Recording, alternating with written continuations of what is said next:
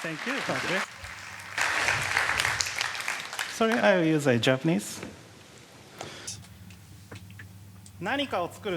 Creating something, this is wonderful. This is when I realized that was when I was a university student majoring in physics. And in class, I was just studying equations, so after class, I wanted to use my hands. I wanted to create something. That's why I decided to enter into a student crafting group. As it's crafting, we would use common items like box cutter knife or wood or foam board. All of them you could find in a typical DIY store.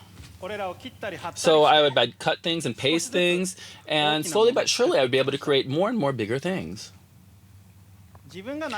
One time, I couldn't believe what we were creating. Then one morning, we got together and we assembled it on a very small runway.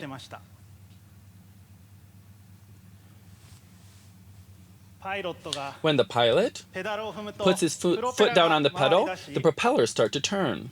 And then the end of the wings start to turn up, and as designed, it started to catch the wind.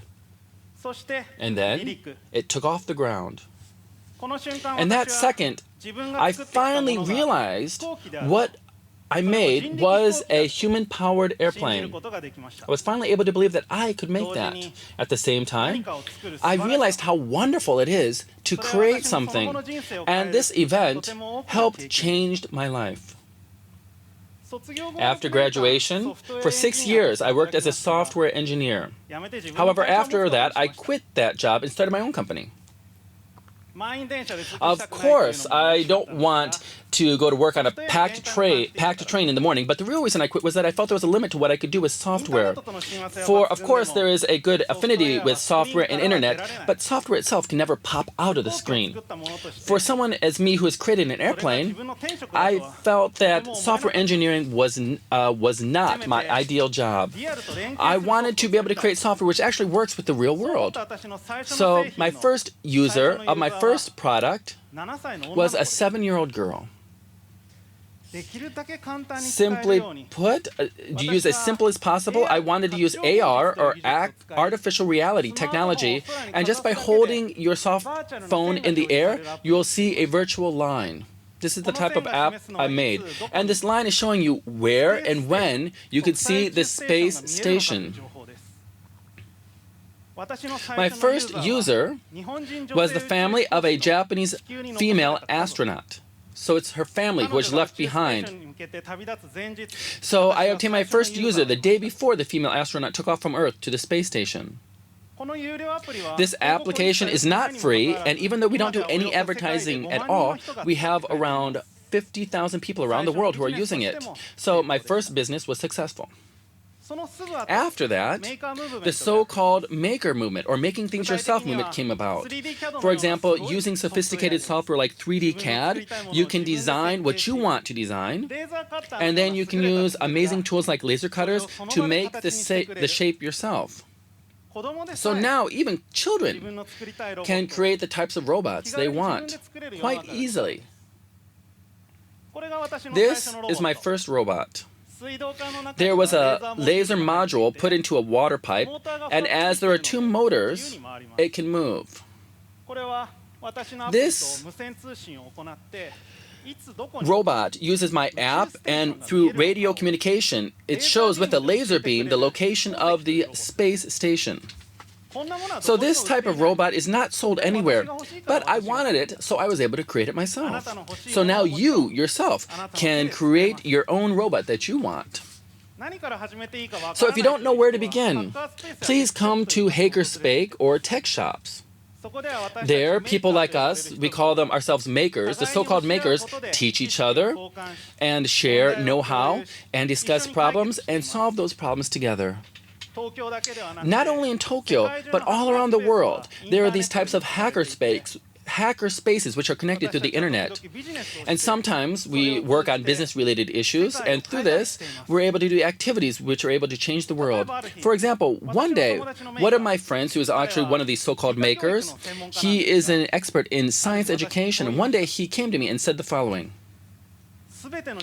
I want to make it so that in all middle schools and high schools that students can more easily do DNA tests.